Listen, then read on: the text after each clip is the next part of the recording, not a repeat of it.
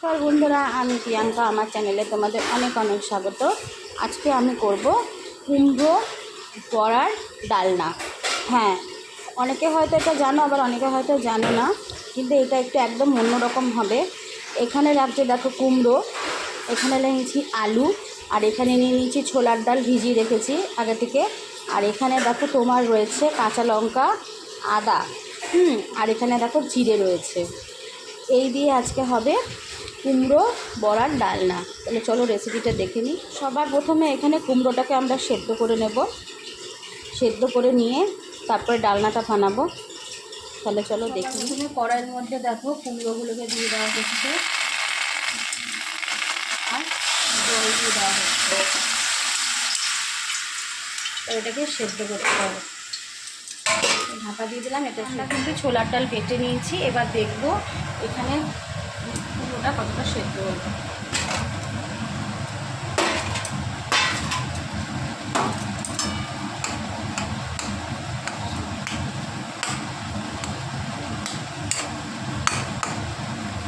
সেদ্ধ হয়ে গেছে। এটাকে আমরা নামিয়ে নিয়েছি। এটাকে ভালো করে ম্যাশ করে কড়াইয়ের মধ্যে গোটা জিরে দিয়ে দেবো। গোটা জিরেটা ভালো করে ভেজে নেব। নেড়ে নিচ্ছি। এই ক্ষেত্রে গোটা জিরেটা ভালো করে ভেজে নিতে হবে, এরকম কাঠখোলায়।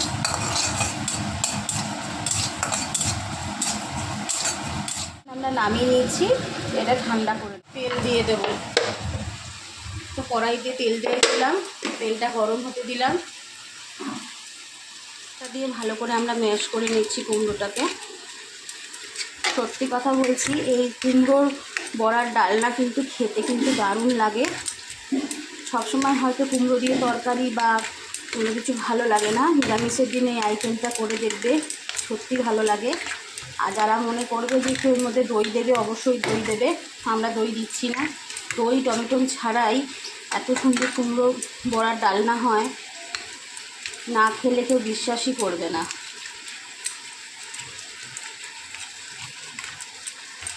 ভালো করে এখানে ম্যাশ করে নিচ্ছে। করা হয়ে গেছে। আর এদিকে তোমার তেলটাও হচ্ছে গরম হয়ে গেছে, দিয়ে দিল। এবার এই যে ছোলার ডালটা যেটা দেখছো তোমরা, এই ছোলার ডালটাকে কিন্তু এর মধ্যে মিশিয়ে দেবে। মিশিয়ে ভালো করে মেখে নেবে।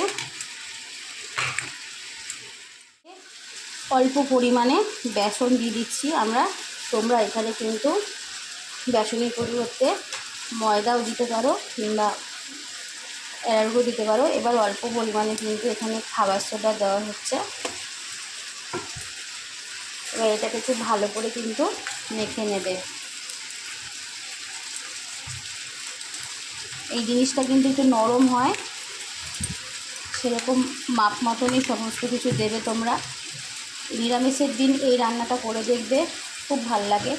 এবার দেখো তেলের মধ্যে, তেল গরম হয়ে গেছে, তেলের মধ্যে ছোট্ট ছোট্ট করে ছেড়ে দিচ্ছে।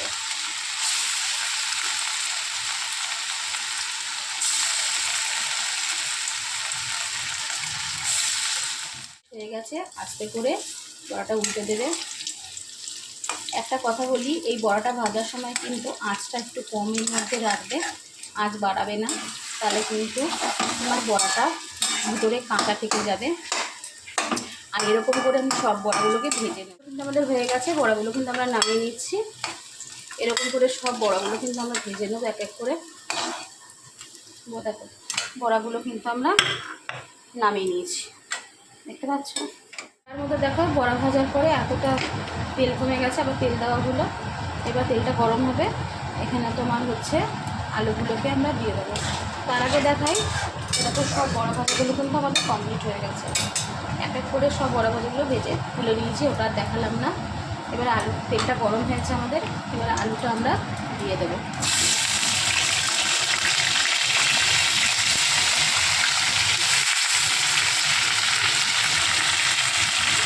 আলুটাকে লাল লাল করে ভেজে নেবো।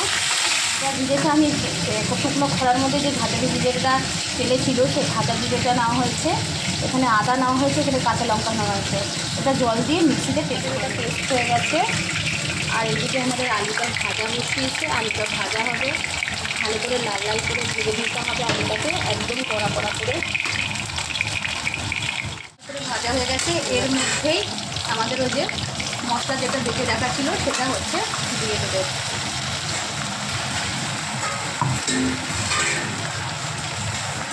এর মধ্যে দেবে তোমার হলুদ, একটু নেড়ে এর মধ্যে দেবে হলুদ আর দেবে নুন, পরিমাণ মতো নুন দেবে।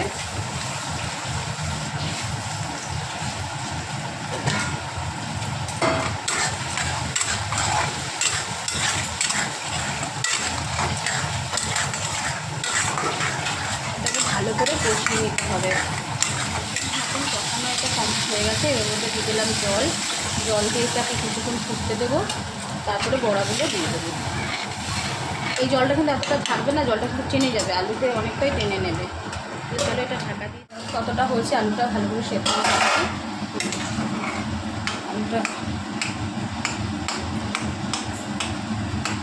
একদম সেদ্ধ হয়েছে না, একদম সেদ্ধ হয়ে গেছে। এবার বড়াগুলো দেবে, তাই তো? চিনি দেবো। আচ্ছা, এবার চিনি দিয়ে দেবে। এবার চিনি দেওয়ার পরে বড়াগুলো দিয়ে দেবে। বড়াগুলো নামিয়েই দেবো, তা না হলে বড়াগুলো গলে যাবে। আচ্ছা, সুন্দর বড়া।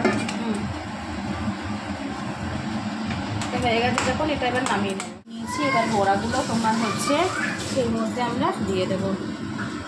বড়াগুলো দিয়ে দিচ্ছে।